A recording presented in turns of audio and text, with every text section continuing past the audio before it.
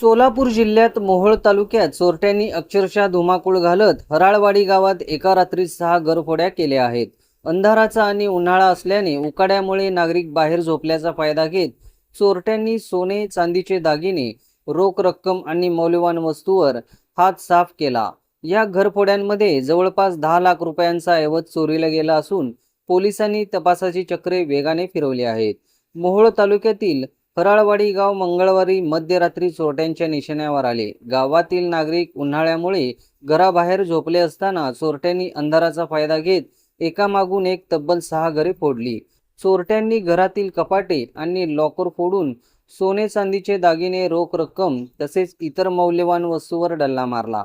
प्राथमिक माहितीनुसार जवळपास 6 तोळे सोन्यासह सुमारे 10 लाख रुपयांचा ऐवज चोरून नेला आहे। सकाळी चोरीचा प्रकार उघडकीस आल्यानंतर गावात मोठी खळबळ उडाली। घटनेची माहिती मिळताच कामती पोलीस स्टेशनचे अधिकारी आणि पोलीस कर्मचारी तातडीने घटनास्थळी दाखल झाले। पोलिसांनी पंचनामा सुरू करत तपासाची सूत्रे हाती घेतली आहेत। घटनास्थळी फॉरेन्सिक टीमला पाचारण करण्यात आले असून डॉग स्क्वॉडच्या मदतीने चोरट्यांचा माग काढण्याचा प्रयत्न सुरू आहे।